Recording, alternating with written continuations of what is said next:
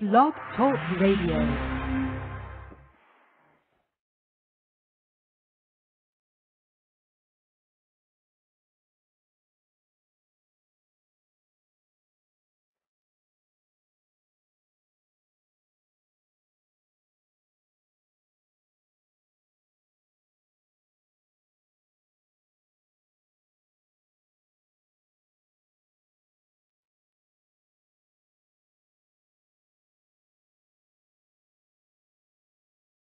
Boa noite, meus amigos. Estamos aqui de volta, como sempre, iniciando nosso programa, invocando a Santíssima Virgem Maria e o Santo Padre Pio de Pietrelcina, para que roguem a Deus que nenhuma injustiça se cometa neste programa. Aqui tem uma nota que me foi enviada pelo Francisco Javier. É uma pergunta muito interessante. Ele diz: no último artigo você abordou um tema que há algum tempo me intriga, a diplomacia americana. Apesar dos Estados Unidos serem a fonte da maior parte da riqueza que se distribui no mundo, afinal eles são os maiores consumidores do mundo e possuem uma balança comercial negativa espantosa, e apesar de terem sido os maiores financiadores das falidas economias europeias e asiáticas após a Segunda Guerra Mundial, não conseguem se livrar da imagem de malfeitores do mundo. A impressão que me passa é que o sistema presidencialista americano, que exige que um presidente ocupe o poder por no máximo 8 anos, não permite que as políticas voltadas para a diplomacia amadureçam. Equipes inteiras de governo são trocadas e vários erros acabam sendo cometidos até que os novos mandatários tomem clara ciência de todas as coisas que se passam no governo. E quando já estão experientes, são desalojados de seus postos por uma nova troca de governo. Ora, aí é verdade, Francisco, a democracia americana está em desvantagem em relação a outros regimes, onde os governantes permanecem no poder por mais tempo e podem, então, implementar planos estratégicos de longo e longuíssimo prazo. Nós sabemos que a União Soviética fazia planos para 50, 60 anos depois e chegava a realizar graças à estabilidade do Partido Comunista e dos seus comitês centrais, e, sobretudo, da KGB, que tinha até mais estabilidade do que o próprio Partido Comunista. Então, nesse sentido, há uma desvantagem estratégica formidável, mas eu creio que a maior parte do problema, a essência do problema nos Estados Unidos não é esse, não. A fraqueza da diplomacia americana, que é uma coisa que já se observa há pelo menos, no mínimo 20 anos, eu diria 30, é uma inibição geral de assumir a defesa do país em tons agressivos, proporcionais ao discurso dos inimigos. Quer dizer, a propaganda anti-americana no mundo é hoje de uma violência fora do comum, tá certo? E a diplomacia americana, o Departamento de Estado, sempre responde educadamente, timidamente. Eu tenho a impressão que isso é, em grande parte, fruto da Revolução Cultural Gramsciana, a hora que, vamos dizer, uma corrente política anti-americana conquista a hegemonia nas principais instituições culturais, universitárias, etc., etc. É claro que, vamos dizer, as palavras e o tom com que se deveria responder a essas coisas, desaparece da mente das pessoas, elas ficam realmente inibidas, se deixam, por assim dizer, hipnotizar, vamos dizer, pela pretensa autoridade de uma camada pseudo-intelectual falante pra caramba, né, onde abundam, né, os Noam Chomsky, Michael Moore, etc., etc. Por outro lado, é preciso ver que o Departamento de Estado, embora aí no Brasil tenha a fama de ser o próprio braço do imperialismo, o Departamento de Estado trabalha contra os Estados Unidos já faz muito tempo. O Departamento de Estado é o foco do esquerdismo permanente aqui no governo americano, não por causa do fator que você disse, mas exatamente pelo fator contrário, quer dizer, pela presença de funcionários de carreira que ficam lá 20, 30, 40 anos e que dão o tom da política externa americana, pouco importando quem esteja no poder. Isso acontece com o Departamento de Estado, acontece com a própria CIA, né? Aí no Brasil também, quer dizer, a imagem que se tem das coisas no Brasil é uma coisa assim tão invertida que às vezes a gente não sabe se ri ou se chora. Quer dizer, o Brasil a opinião pública brasileira, os formadores de opinião do Brasil, são um bando de crianças que ficam imaginando coisas, entendeu? E não sabem, não têm a menor ideia do que se passa no mundo e vivem de imaginações, vivem de fantasias. E entre as outras fantasias, a fantasia que eles têm sobre a CIA. Quer dizer, a CIA, para eles, ela vive só para perseguir comunistas, para dar golpes de Estado no mundo e para torturar pessoas, etc, etc. Bom, a CIA fez muita coisa ruim, mas agora tudo que ela fez de ruim para a esquerda. Atualmente, por exemplo, a CIA está empenhada há 4 ou 5 anos em abarrar a mão do governo americano no Iraque. Tá certo? A CIA, quando foi formada a partir da antiga OSS, Organização de Serviços Secretos, de Serviços Estratégicos, já estava carregadinha de comunistas que vinham do tempo do Franklin Roosevelt, que vinham do tempo do New Deal. No tempo do New Deal, na administração Roosevelt, a União Soviética era aliada dos Estados Unidos na guerra, então não ficava bem espremer os comunistas. Resultado, o Roosevelt abriu as portas do funcionalismo público federal para os comunistas e encheu de comunistas todo lado. E a CIA foi um dos lugares onde eles se encastelaram, tá certo? Isso desde o início. Agora, no Brasil, o pessoal não tem a menor ideia disso. Quer dizer, o que se fala de CIA, Departamento de Estado, são imagens estereotipadas. Não tem absolutamente nada a ver com a verdade das coisas. Né? Então, é claro que esse problema que você fala da rotatividade do poder, de fato, deixa as democracias um pouco desguarnecidas. Mas eu não creio que esse seja o problema predominante. É claro que a democracia, eu mesmo já escrevi isso, quer dizer, não existe democracia sem um fundo de aristocracia. No caso, representado pelas famílias fundadoras dos Estados Unidos, que representam justamente o esteio, a continuidade do sistema por baixo dos percalços das mudanças históricas. Né? À medida que essas famílias vão se enfraquecendo ou sendo substituídas por novas famílias, por novas dinastias, por um novo poder dinástico, por assim dizer, que não se identifica com os objetivos permanentes do país, mas que, ao contrário, se identifica profundamente com os seus próprios objetivos, com a sua própria ambição de poder, como Rockefeller, Morgan, etc., é claro que a situação vai mudando. Uma espécie de poder aristocrático que existe em qualquer país, independentemente do regime ser capitalista, socialista, republicano, monárquico, etc., etc., uma certa aristocracia ou oligarquia sempre existe. O problema é saber quem a compõe e quais são os valores que ela representa. Muito bem.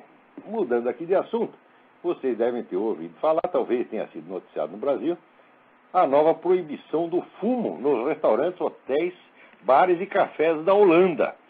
Quer dizer, não se pode fumar mais em parte alguma. Agora, pode se você fumar maconha. Entendeu? O que está proibido é o tabaco, mas a maconha está liberada. Muita gente acha que isso é loucura, mas eu acho que não. Eu acho que isso não é loucura, isso é esperteza. Eu sempre achei, e tenho motivos para achar, não vai dar tempo para expor aqui, que toda essa brutal campanha antitabagística mundial, vamos dizer, com todos os exageros e mentiras tremendas que espalha por toda parte, quer dizer, espalhando uma noção terrorífica, quer dizer, atemorizando, enchendo as pessoas de temor, quer dizer, você puxa um cigarro aqui, o sujeito a 50 metros começa a tossir e acha que vai morrer de câncer no dia seguinte. Né? Eu acho que quando você vê uma campanha muito louca demais para ser verdade, então, geralmente, como dizia Shakespeare, por trás da loucura tem um método. Né?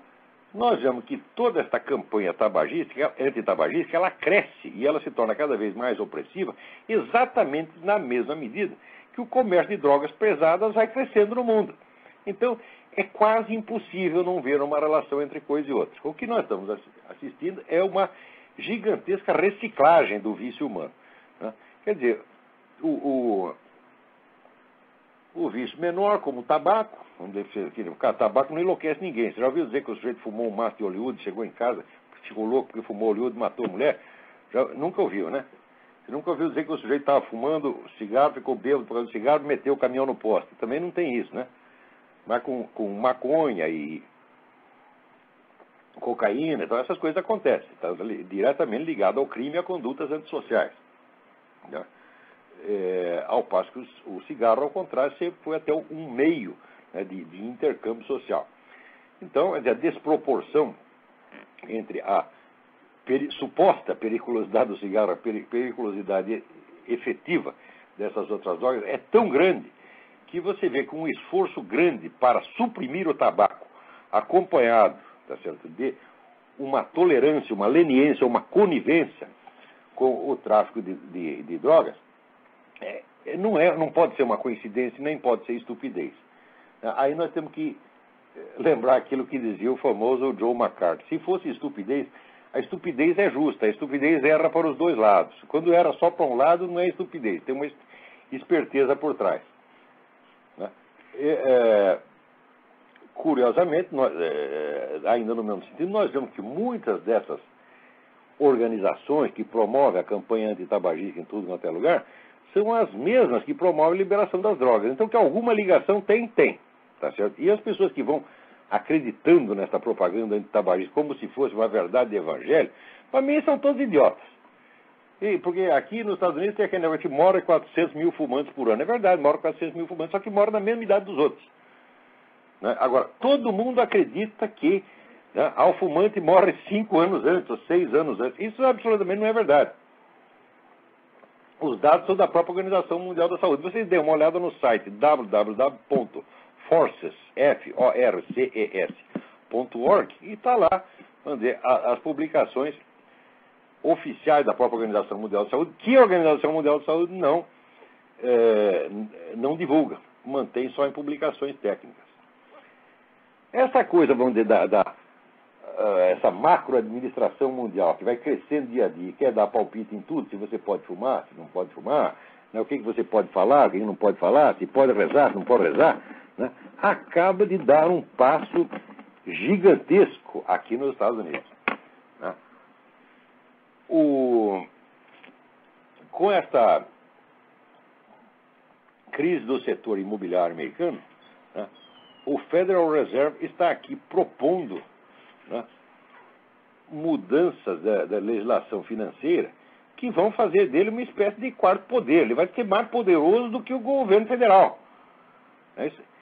Isso é realmente uma coisa muitíssimo perigosa, porque nós vemos que esse Federal Reserve esteve por trás, está cheio de muitas crises que já aconteceram. De certo modo, ele produz a crise, como se diz no Brasil, produz a dificuldade para vender facilidade, né?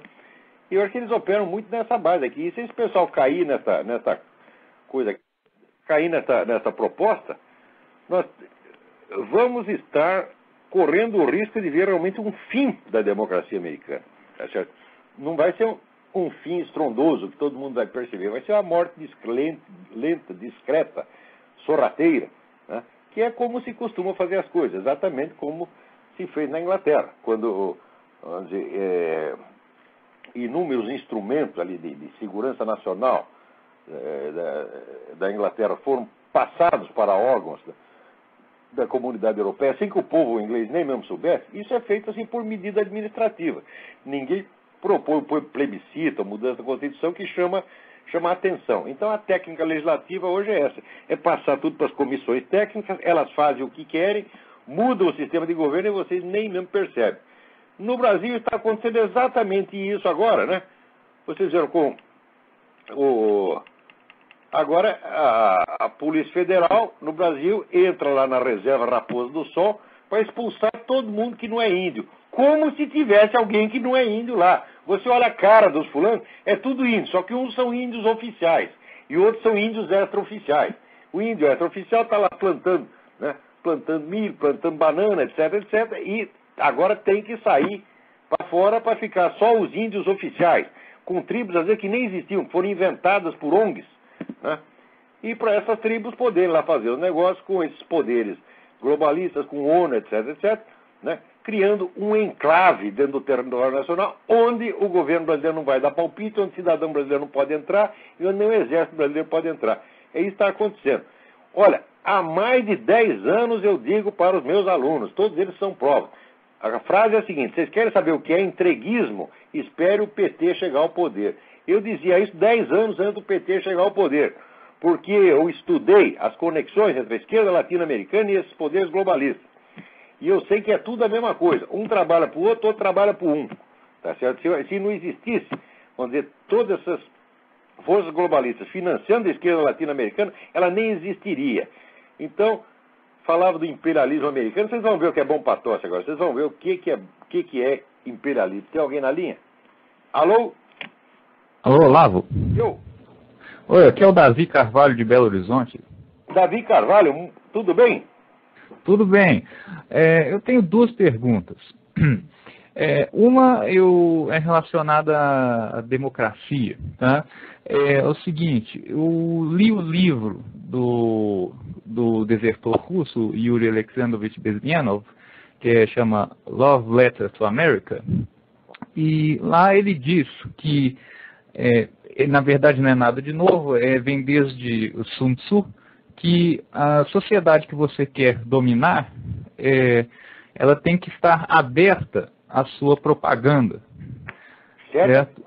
E que se ela estiver importando propaganda sem parar, se ela estiver aberta à sua propaganda, e também se você puder financiar movimentos contrários à própria sociedade dentro dela, que você pode derrubá-la eventualmente. Eu queria saber qual que é a viabilidade da democracia neste caso. E a minha segunda pergunta... Eu vou responder essa primeiro, depois você faz a outra.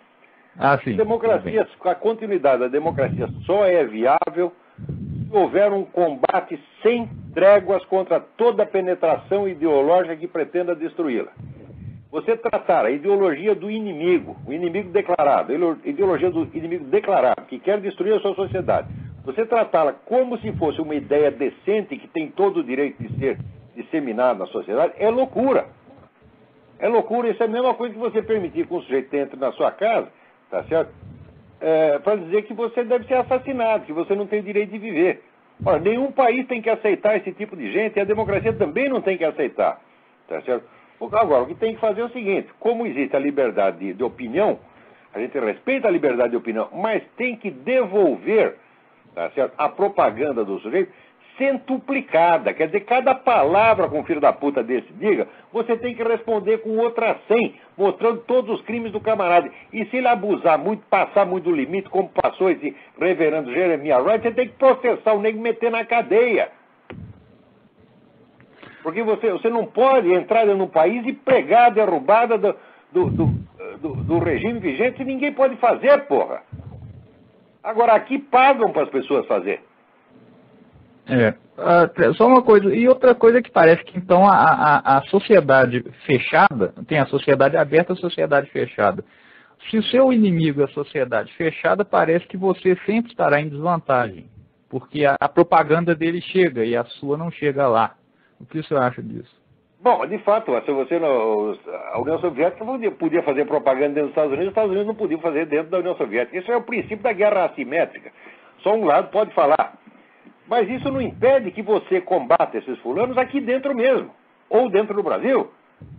Agora, o que não pode é dar para eles todos os meios de expor as suas ideias e eles jamais serem respondidos. Ou quando são respondidos educadamente, como se fosse, vamos dizer, um debate de ideias. Quando nós sabemos que uma ação política não é um debate de ideias. Uma ação política é um empreendimento que visa tomar o poder de um e entregar o poder para outro. A disputa de poder. Então tem que ser tratado na base da disputa de poder. Essas pessoas têm que ser denunciadas, humilhadas, expostas à execração pública, de tal modo que elas não tenham nem cara de meter o focinho na rua. É o que eu estou fazendo, por exemplo, com esse salafrário desse Quartinho de Moraes. Do Quartinho de Moraes, você é um vigarista, mentiroso, salafrário, e cumpre, se você não foi mandante do crime, a morte do Capitão Sanders, você foi cúmplice moral, e é até hoje, porque até hoje você faz propaganda disso. Então, esses camaradas, eu vou discutir de igual para igual, respeitosamente, com um canalha desses. Esse cara tem que ser denunciado, tem que ser mostrado na rua, dizer até para as crianças, olha, é aquele ali que fica se gabando de ter matado um cara que ele nem matou, tá certo? E depois, quando o acusam disso mesmo, ele diz que é calúnia, faz isso para propaganda. Como é que uma pessoa dessa pode ser tratada decentemente? Como é que pode ter debate de ideias com canalha, com vigarista? Não pode. Só que aquilo que eu estou fazendo, que aqui centenas de pessoas estão fazendo. Aí no Brasil, como aqui nos Estados Unidos. Sim, sim. Bom, Olavo, eu tenho a segunda pergunta, que é o seguinte. Eu tenho a impressão que passa é que hoje em dia as pessoas perderam a noção para que servem as leis. As pessoas acham que as leis são feitas para satisfazer as vontades delas. Hoje em dia o mecanismo, a fonte da lei, a fonte do direito, hoje é o grupo de pressão. E o dinheiro, portanto, se ajunta um monte de militante, ajunta lá meia dúzia de empresários que te dá dinheiro, você cria um grupo de pressão, você muda a lei. Certo. E eu queria saber, assim, como que isso surge? Ou seja, as pessoas perderam a noção de que, de onde que vêm as leis e para que elas servem. Era só isso que eu queria saber. Essas noções, Davi, elas não se transmitem, assim que nem transmite o ADN, você está entendendo? Isso aí tem que ser ensinado. Agora, se você permite que todo o sistema escolar fique na mão dos seus inimigos, ele só vai passar as mentiras que lhe interessam. E na hora que você quer desmentir e mostrar a verdade, você não tem chance. Esses caras tomam tudo. Porque essa burguesia canalha, os donos de meios de comunicação, são tudo cagão, medroso. Chega lá o chefe de redação para eles, dá ordem pro patrão, o patrão obedece, porra. Eu vi isso acontecer. Quem manda num jornal, quem manda numa televisão, é a redação, não é o patrão, não. O patrão faz o que os caras querem. Então, esses camaradas, eles se organizam, são entidades que estão organizadas há 30, 40 anos, que têm representante em tudo quanto é lugar. As redações estão cheias, a maior parte de qualquer redação no Brasil é composta de militantes ou simpatizantes dessas coisas. E o pessoal permitiu que isso chegasse muito longe. Isso é culpa, sobretudo, dos donos de meios de comunicação. E culpa também dos empresários de educação, que enchem suas escolas particulares de professores comunistas. Agora, o governo vai começar a fechar a escola particular. Culpa de quem? Dos próprios donos. Você vê aquele sistema coque de ensino que estava lá ensinando comunismo para as crianças? A hora que a gente denuncia isso, em vez do dono da instituição nos agradecer, o que ele faz? Processou o site Escola Sem Partido. Olha que canalha, como é que faz uma coisa dessa? Quer dizer, nós estamos mostrando para você, olha, esses comunistas traíram a sua confiança, entraram dentro da sua escola para dizer que empresário é criminoso, que empresário é ladrão, para dizer que você é ladrão. Quer dizer, o cara está te dando uma facada nas costas, a gente vai te avisar, você fica bravo com o quê? Com o carteiro. É por causa que essa merda dessa burguesia brasileira pensa assim, é tudo um bando de cagão. Começa com a covardia intelectual. O empresário brasileiro não é um sujeito de muita cultura. Ele ouve qualquer desses comunistas falando bonito, já cai de joelho, porque não sabe distinguir entre o que é uma pessoa de estudo e o que é um charlatão. Num país em que Quartinho de Moraes é filósofo, Emir Sader é filósofo, está tudo perdido. É filósofo por quê? Porque tem um diplominha assinado por outro igual a ele? Esse diplominha vale merda nenhuma, isso é um pedaço de papel higiênico. Conhecimento se prova na realidade, nos atos. Qual é a obra intelectual do seu Quartinho de Moraes? A esquerda militar no Brasil? Quer dizer, o sujeito fica lá, durante 30 anos, tratando do seu próprio interesse político, que é infiltrar comunista nas Forças Armadas, e essa é a grande obra intelectual dele. Agora vem discutir filosofia comigo. Não vem. Não vem porque não tem capacidade. E sempre que se meteram a discutir, se saíram muito mal. Agora, no Brasil, esse reino da charlatanice comunista chegou longe demais. Antes que o PT chegasse ao poder, 20 anos antes, já havia essa situação na cultura. Agora, aí eu quero dizer o Hugo von Hofmannsthal. Nada está na política de um país que antes já não estivesse na sua literatura. Quer dizer, quando a atividade letrada do Brasil foi dominada pelos comunistas, é claro que mais dia menos dia eles iam dominar tudo no país. Agora, vai explicar isso para empresário. Tá certo? Empresário brasileiro, tá certo? Não é responsável, não são pessoas responsáveis. Eles só pensam no dinheirinho a curto prazo. Eles não são capitalistas, são dinheiristas. Quer dizer, uma gente sem imaginação, sem capacidade, sem moral, tá certo? Então chega lá o comunista, dá um grito com ele, o sujeito cai de joelho, porra. É isso aí, Davi. Meu pensamento é que, às vezes, esse negócio teria origem, esse negócio das leis teria origem de que, a partir do momento em que a pessoa para de... ela esquece que, ou não acredita que as leis têm origem transcendente, ela passa a pensar que tem origem imanente e imediatamente já transfere isso para a própria vontade. Bom, você tem razão, mas aí você está raciocinando já numa escala de civilização, em escala de séculos. E a pergunta que tinha sido colocada era num sentido mais imediato. Por isso que eu respondi nesse plano. Sim. Mas a longo prazo você tem razão. Se você perde de vista a transcendência, ele acha que o mundo da natureza é uma totalidade fechada. Primeiro ele mostra que não sabe nem o que é natureza. Porque toda a natureza que nós conhecemos, a natureza dita material, você dizer que uma coisa é material, como é que você faz? vai por medição, ou seja, vai pela estrutura, pela forma matemática. Ora, a forma matemática é material? Quer dizer, todo mundo material é balizado por relações matemáticas que por si mesmo não são materiais.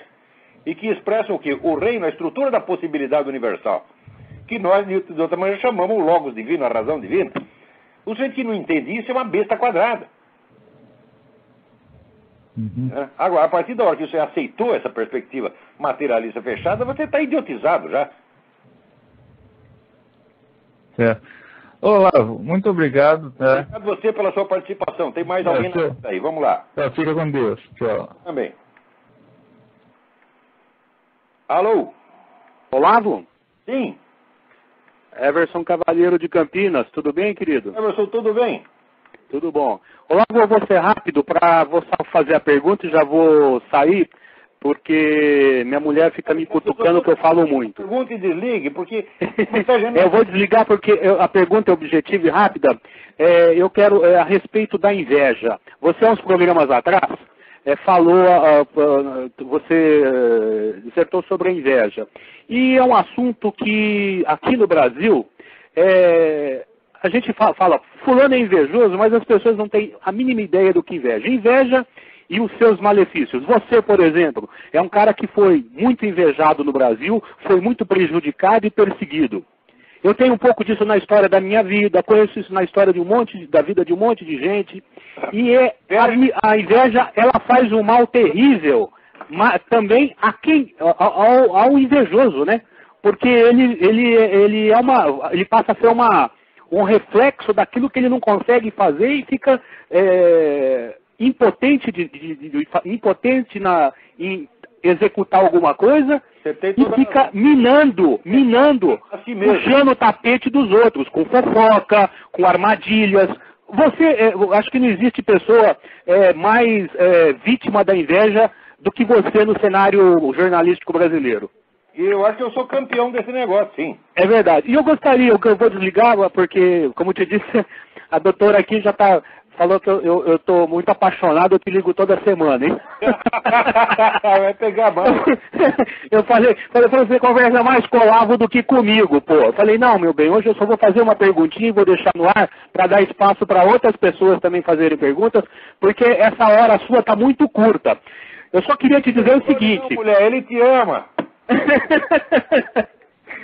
Querido, então a pergunta é essa, eu gostaria muito de ouvir a respeito da inveja. Sim, eu escrevi... Um abraço. Obrigado pela pergunta. Um abraço, tchau. Sobre inveja, eu escrevi um artigo chamado Dialética da Inveja.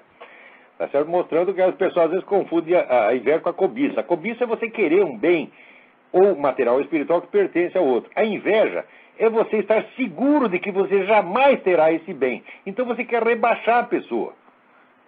Agora, você quer rebaixar a pessoa porque você está por baixo. Você quer nivelar ela com você mesmo. Então, quanto mais você inveja, quanto mais você tenta destruir a pessoa, mais você se rebaixa. Você vai ficando cada vez mais mesquinho. E o Everson tem razão em dizer que eu sou campeão desse negócio. Me acontece cada coisa.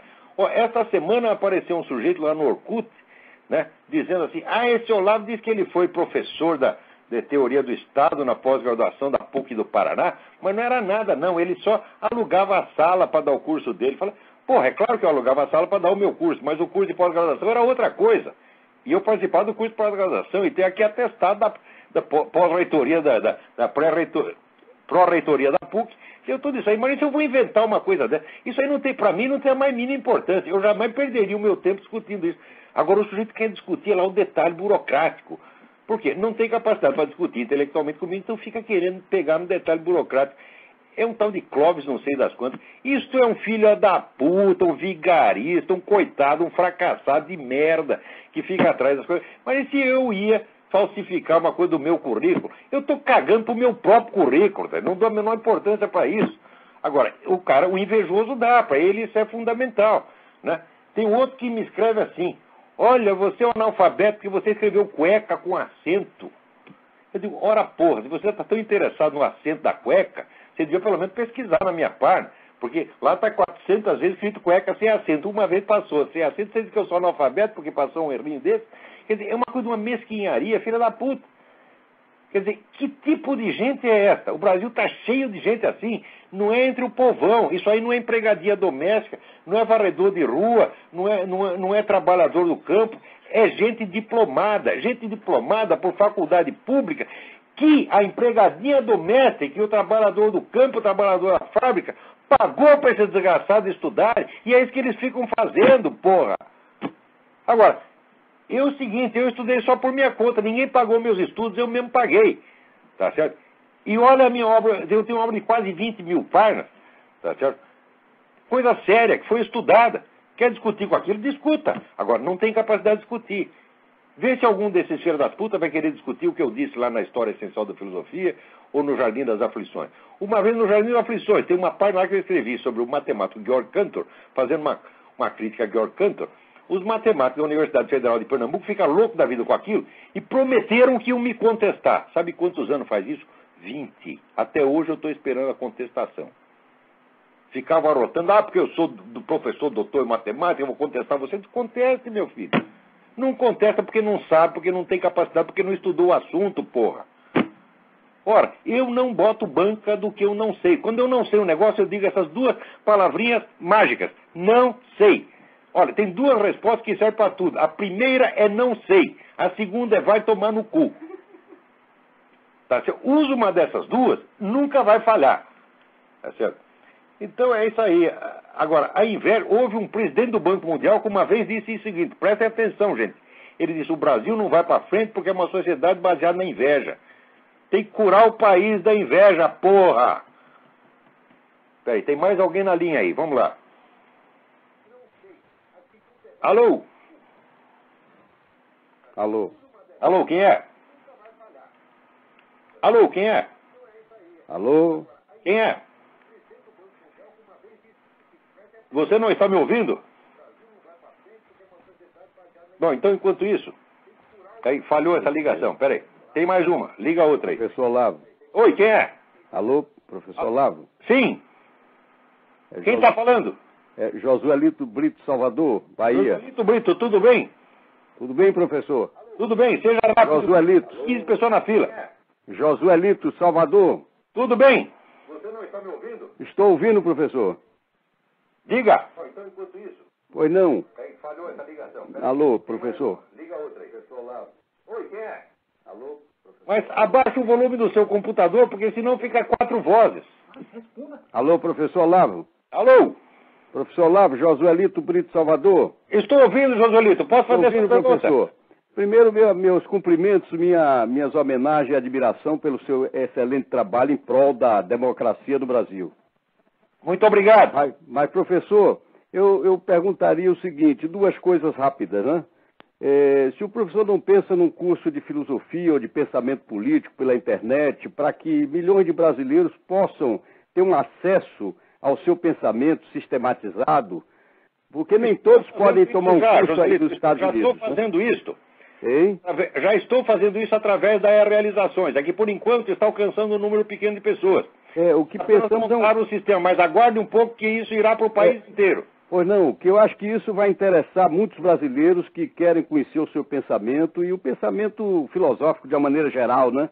Nós estamos tratando de expandir esse sistema para ver se alcança o Brasil inteiro. Pois não, professor. E outra coisa, eu gostaria que o professor comentasse a respeito desse constante, vamos dizer assim, engrandecimento e de vultos tipo Marighella, Prestes, na TV Cultura.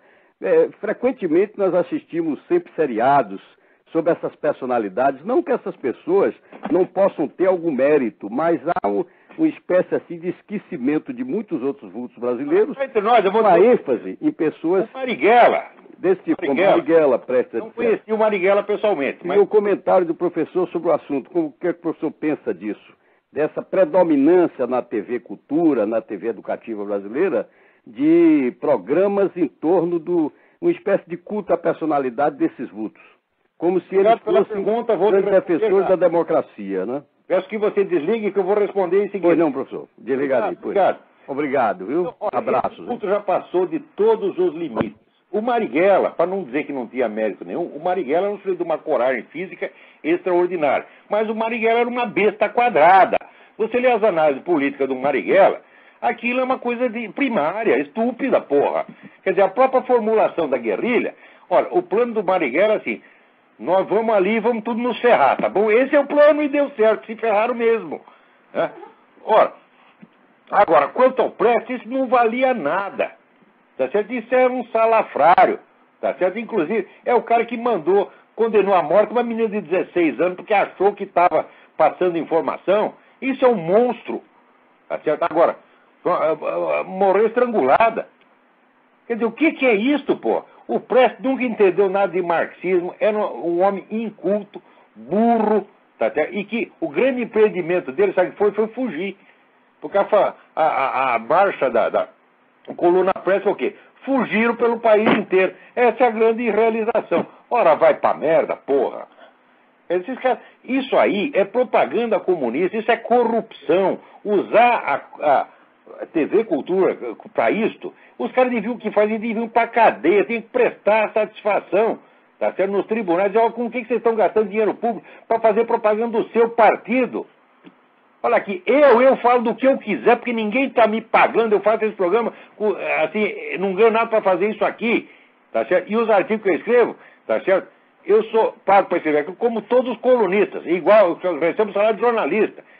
O conteúdo sou eu que determino, eu digo o que eu quiser, porque não tem nenhum partido mandando em mim. Agora, quando tem um partido interessado por trás, o sujeito servir aí se dizer que é jornalismo, isso é tudo um bando de vigarista, filho da puta, isso que é. Agora, o povo brasileiro continua consumindo isso porque é trouxa. Né? Vamos em frente. Agora, eu queria ler aqui um negócio para vocês. Olha aqui, me dá 2 minutos aí. Um sujeito extraordinário da professor Indrek Wichmann, da Universidade de Michigan. Né? Ele viu que os muçulmanos lá estavam fazendo protesto contra o negócio das caricaturas, né, do profeta. Ele disse, olha, eu quero protestar contra o seu protesto. Eu não estou ofendido por caricaturas, tá certo? Eu estou ofendido por coisas mais mundanas, como decapitação de civis, ataques covardes a edifícios públicos, ataques covardes a civis israelitas e a sinagogas no mundo inteiro. Eu estou ofendido por homens-bombas. Eu estou ofendido por assassinatos de padres católicos, pela queima de igrejas cristãs e pela contínua perseguição dos cristãos coptas no Egito, pela imposição da lei da Sharia aos não-muçulmanos, pelos estupros de garotas e mulheres escandinavas, tá certo? Pelo assassinato do diretor do filme na Holanda, e assim por diante. É isso que realmente ofende. Os caras podem fazer tudo isso e o outro lá não pode fazer uma caricatura? Ora, esse professor Wichmann está montado na razão. Agora, imediatamente o pessoal se juntou para aqui, para pedir um castigo, que ele tem que pedir desculpa. Professor Wichmann, não peça desculpa a nada. Fale pior. Fale pior. Porque não é questão de desrespeitar a religião dos caras, não. Eles que desrespeitam sua própria religião quando fazem isso, esses caras não valem o que comem. Tá certo? Vem dizer que tá fazendo isso por motivo religioso. Religioso, uma pinóia. Vocês são tudo um bando de assassinos, filha da puta. Tá certo? E presunçosos. Tá certo? Que entram dentro do país, outro país cristão, vocês desrespeitam a religião local, mas quer que a sua seja respeitada. Se quer ser respeitado, respeita a do outro. Ora. Peraí, tem alguém na... Alô, quem é? Oi, Olavo, é Alex. Oi, Alex, tudo bem? Era sobre isso que eu queria falar com o senhor. O senhor chegou a ver o Fitna, esse documentário que já fizeram terrorismo na internet para tirar? Qual que é? O Fitna, que foi... Não vi, me falaram, mas eu não vi, não. Então, foi criado por um deputado holandês e... não os Estados Unidos, né? A Network Solutions, que é uma empresa americana, pisou na bola. Ela tirou do ar, alegando que isso fere o free speech, porque é um negócio radical. Olha, você não pode falar mal de muçulmano e comunista. Agora, se você é cristão, os caras podem fazer tudo. No Brasil está aí agora uma peça, tá certo? Fazendo gozação com a Eucaristia. Tá certo? Eu, por mim, se eu estivesse lá, enchi a cara desse filho da puta, do diretor, de porrada. Ou pelo mínimo, se o cara fosse fortão, não conseguisse bater nele, pelo menos ele cuspia no olho. Tá certo? Porque esses caras não merecem respeito. Agora, se você vai falar dele, você faz uma piadinha, né? Hoje a minha mulher estava estava contando que ela viu em Richmond um sujeito, um homem de 2 metros, parecia o Schwarzenegger, vestido com a sainha cor-de-rosa. Ela deu a descrição, era um negócio impressionante. Daí eu falei, pô, mas esse já nem é viado mais, esse é alce. Se eu falasse isso no Brasil, ia dar um processo. Né? Agora, de Jesus Cristo, Nossa Senhora, da religião dos outros, pode falar o que quiser. Quer dizer, não pode falar mal de comunista, de gay, de muçulmano. Agora, de cristão, pode falar da Virgem Maria, pode falar dos santos da Igreja Católica, pode falar o que quiser. O que é isso, porra? Nós que somos cristãos, vamos tomar vergonha na cara, tá certo? E parar de discutir com essa gente, educadamente com essa gente. Não tem que ser educado, não. Isso aí é o que a igreja chama respeito humano. Eu quero que o respeito humano vá pra merda. Eu não amava colocar, tá certo, o respeito por um ser humano acima do respeito pelo próprio Evangelho, por nosso Senhor Jesus Cristo, pela Virgem Maria. Nunca vou fazer isso, se Deus quiser. Deus que me proteja para eu não fazer isso jamais. Mesmo que seja o meu pai, minha mãe, minha avó, minha tia, meu irmão. Tá certo? O que é isso? Baixar a cabeça perante o ser humano? Arrogante, besta? Você vai humilhar nosso Senhor Jesus Cristo? Você vai crucificá-lo de novo? Eu posso ter todos os pecados do mundo, eu sou um filho da puta, não valho nada, mas isso eu não vou fazer. Agora, está cheio de bispo, cardeal e pastor protestante fazendo isso. Né? E os rabinos, os judeus também, estão tudo vendido. Aqui, quer ver? Agora fiquei sabendo. Aqui, em segredo, o primeiro-ministro Olmert está lá discutindo para dividir, né, Jerusalém com os palestinos. Ele dizia que não, mas ele está lá, né, em segredo, está lá. Quanto é que está levando aí o Olmert? Ele está cheio de filha da puta, olha, na igreja católica, nos judeus, está cheio de traidor para tudo quanto é lado. Que merda é essa, porra? O que está havendo com a humanidade? Pô, todo mundo perdeu a vergonha? Eu pensava antigamente que o mais sem vergonha era eu, o mais filha da puta era eu. Eu, quando era moleque, todo mundo que falava mal de mim, eu acreditava. Qualquer coisa que falasse mal de mim, eu acreditava. Hoje eu começo a achar, porra, eu não sou tão ruim assim, porque eu vejo tanta coisa que eu jamais faria. Agora aqui aproveitar e fazer uma homenagem. Morreu o fotojornalista cambojano Dit Pran, que foi o sujeito que divulgou a existência dos campos da morte no Camboja, coisa que ninguém queria falar. E o sujeito conseguiu colocar isso, sabe onde? No próprio New York Times. Depois ele virou filme, fizeram, né, o filme Os Campos da Morte. Né? Então fica aí a nossa homenagem a esse herói do jornalismo. Isso aí que ele fazia, isso é jornalismo. Tá vendo a turma da Folha de São Paulo? Vocês escondem os crimes durante 16 anos, né? Agora todo mundo escondido, todo mundo queria ser espertinho, agir escondido, esse é o método lá fazendo negócio embaixo do pano, né? A imprensa escondendo as notícias. Quanta putaria neste mundo, meu Deus do céu.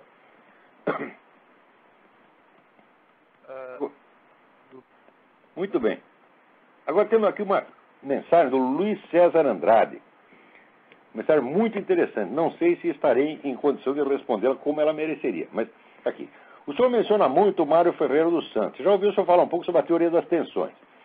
Bem, dessa teoria, nada para nós é tão explícito ao que parece ser para o senhor. No mais, para o pouco que eu li do saudoso Mário, principalmente em sua filosofia e história da cultura, as tensões são mencionadas em diversas nuances sociais, morais e axiológicas nos tomos 1 e 2 principalmente.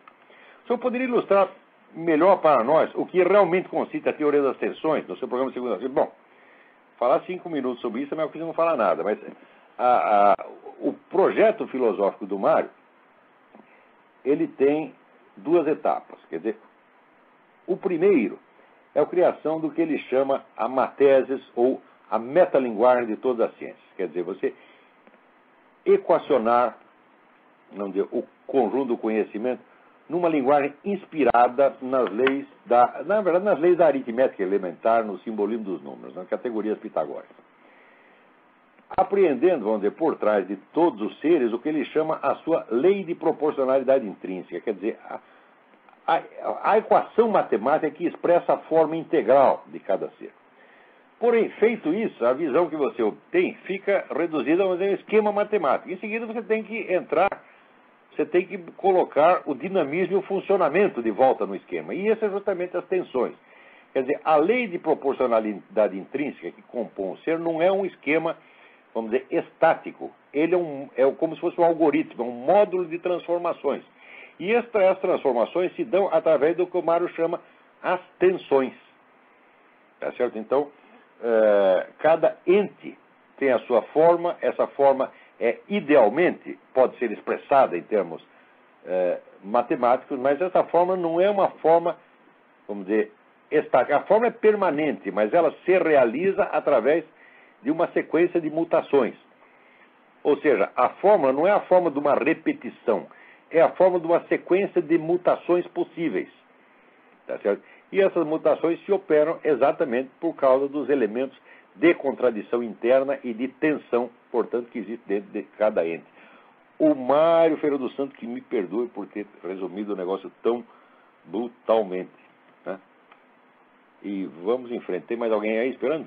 Ah, muito bem. Então vamos partir para outra. Ah, olha aqui. Isso aqui. A gente fala da sem vergonha dos caras, mas não há limite, eles se superam. Olha aqui. Né? O presidente da República, no uso da atribuição que lhe confere o artigo tal do inciso não sei quê, da Constituição, patatá, decreta, fim do mandato do presidente da República, quem o houver exercido em caráter permanente terá direito, primeiro, aos serviços de 4 servidores para atividades de segurança e apoio pessoal. Segundo, a 2 veículos oficiais com os respectivos motoristas. Terceiro, ao assessoramento de 2 servidores ocupantes de cargos em comissão do Grupo Direção e Assessoramento Superiores das. Os servidores e motoristas serão de livre escolha do ex-presidente da República. Ora, vai para casa, vai passear, vai pastar, vai trabalhar, vagabundo. Quando tu sai da presidência da República, tu devia ter direito a um pé na bunda. Isso, o máximo, olha assim, muito respeitosamente. Agora, não basta tudo que já comeram enquanto estava lá. Né? Olha, aqui nos Estados Unidos, quando sai da presidência da República, sabe o que ele faz? Ele vive de dar conferências. As pessoas pagam uma nota para dar conferência. Aliás, no Brasil também.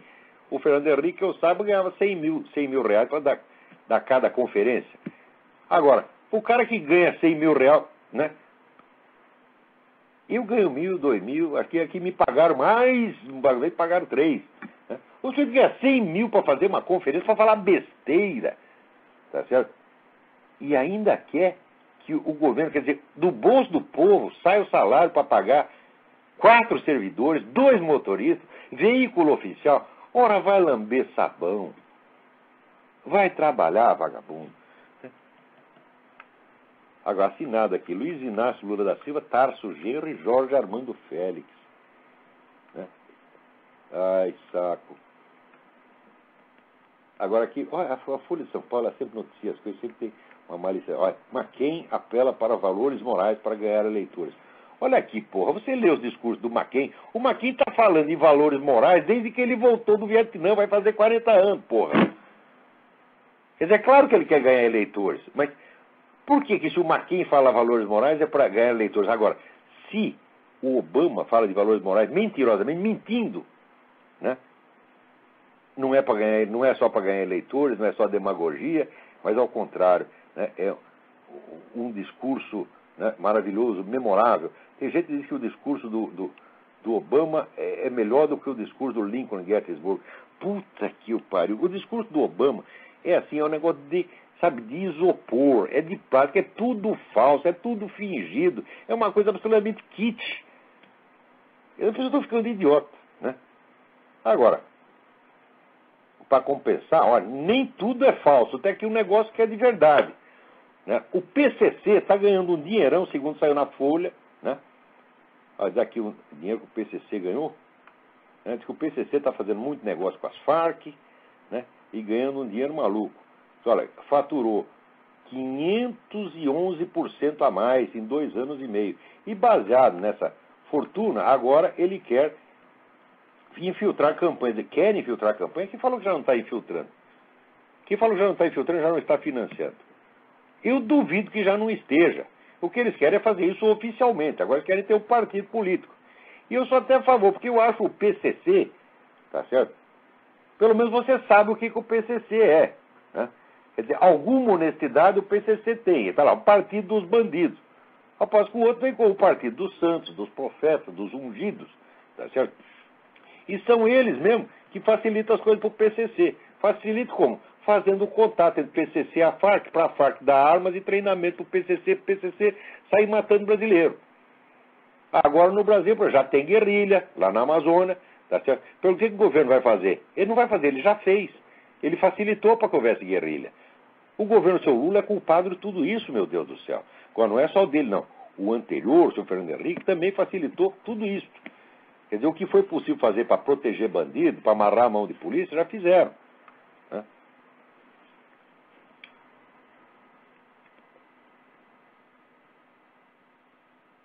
Mas olha aí, 511% a mais. Pô, eu vou comprar ações do PCC. Né? Vamos ver o que mais temos aqui esta semana. Olha aqui. Programa de debate na Globo, né? Comandado pelo William Wack, segundo participantes. Né? Geraldo Forbes da USP, Boris Fausto, embaixador Rubens Barbosa. Tá certo?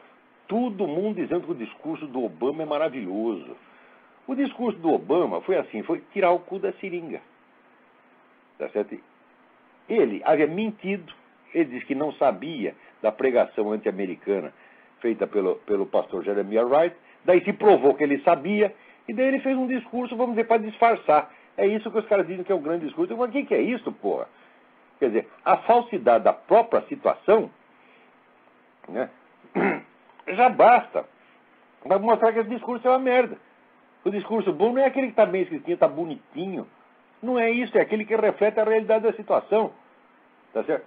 Por que você lê até hoje com interesse aquelas 15 linhas do discurso de Gettysburg do Lincoln? Porque aquilo é o resumo exato da situação, do que estava acontecendo, tal como visto pelo pessoal do Norte. Quer dizer, você pode até contestar esse ponto de vista, mas aquilo resumia a realidade tal como aparecia a um dos lados em disputa. Agora, o discurso do Obama é só disfarce, é só camuflagem, é o discurso de um covarde, de um mentiroso. Esse discurso é uma vergonha, como a própria existência do Obama. Tudo no Obama é falso, meu Deus do céu. Agora, a popularidade dele pode estar alta no Brasil. Agora, aqui está caindo. Tá certo? Um monte de gente que agora aparece escrevendo, pô, eu estava enganado por esse Obama, o cara não presta mesmo. Né? E assim é. Olha, gente, o nosso tempo aqui está quase, né, acabando. E o Luciano Marques Pacheco me manda aqui um programa do Fronteiras Braskem do Pensamento. Né? E vai ter um debate de ideias. Cultura é uma forma de civilidade. Não, meu amigo, cultura é uma forma de viadagem, tá entendendo? Quando é que eles vão entender? O que esses caras chamam de cultura é o que eu chamo de enrolação. Com exceção, tem um grande sujeito lá, eles convidaram, né, eles fazem assim um debate absolutamente oco, que nem no tempo aqueles cursos lá que o Peçanha, Marina Chauí, etc, né? E chamava no meio um ou dois estrangeiros que nem sabia o resto que estava sendo falado lá, e esse cara fazia uma conferência memorável, então, né, disfarçava, camuflava. Agora chamaram o Bernardo Henri Lévy.